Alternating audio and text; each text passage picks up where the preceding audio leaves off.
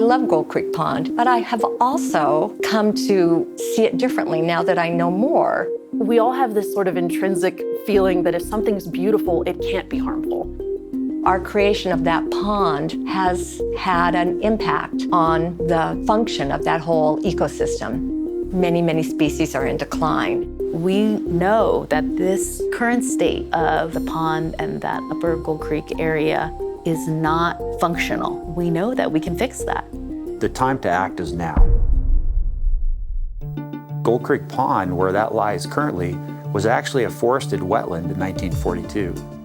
When the highway came through in the 60s, the Department of Transportation excavated Gold Creek Pond down to about 60 feet. That provided the gravel for the construction of Interstate 90. Gold Creek Pond acts as this sump. It pulls the groundwater directly away from the floodplain and directly away from Gold Creek. We need to help people see that the pond really is skeletonizing Gold Creek itself. It's sad to me that it dewaters in July and August and September. There are vast stretches where there's no water in the creek. It just feels like Gold Creek Valley has gone from a vibrant place to a barren place. And so any aquatic organisms, bull trout in particular, they're stranded and they just literally dry up into these little pools, and then those pools drop out and then they're toast. If bull trout aren't doing well, then the rest of these species are usually not also doing very well. I've watched a couple of these bull trout populations become extinct in their local populations, and it's not easy to see that on your watch. We don't have a lot of time with these populations.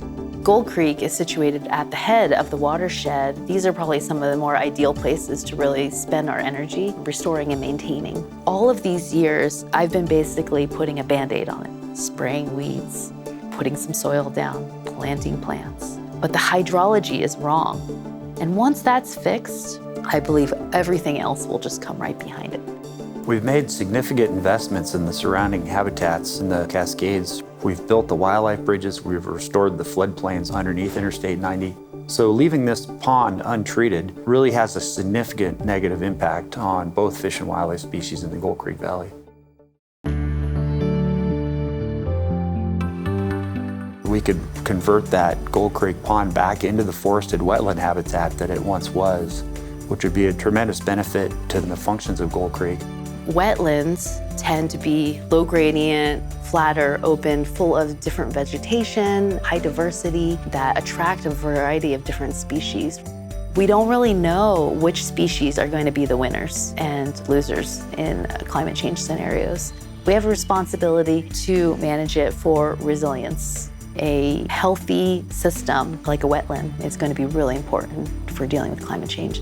It's really an opportunity to do the right thing. Some people are afraid of the change because they are wedded to the views, but to let that view get in the way of understanding the full meaning and power of restoration is to be short-sighted. We're very confident at the Greenway that we can restore Gold Creek Pond. We can make sure the water is moving through in a way that's beneficial to fish and wildlife, but without shutting people out. You could have a recreational experience in that same restored habitat that's going to be beyond what it is right now, where people are just walking around a gravel pit pond. People will find a trail of their choice because there will be a variety of different trails with different types of habitats. Possibly a boardwalk traveling through that, and you're going to see a much more diverse array of fish and wildlife species there and more things to see as you walk through that habitat.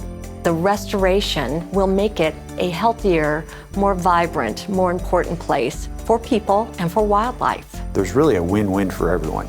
We built a broad coalition of partners. We think we get a little further ahead, all of us, when we work together. This whole partnership is coming together to figure out how we best reach out to the community so that we can build the best possible outcome. We really encourage people to get involved, tell us what their interests are in the Gold Creek Valley.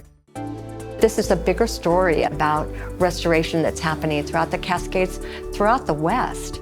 It's a story of hope. It's a story of understanding the impact of climate change and trying to build resilience into our wildlife populations. It's an exciting opportunity to be a small player in a much, much bigger story of restoration.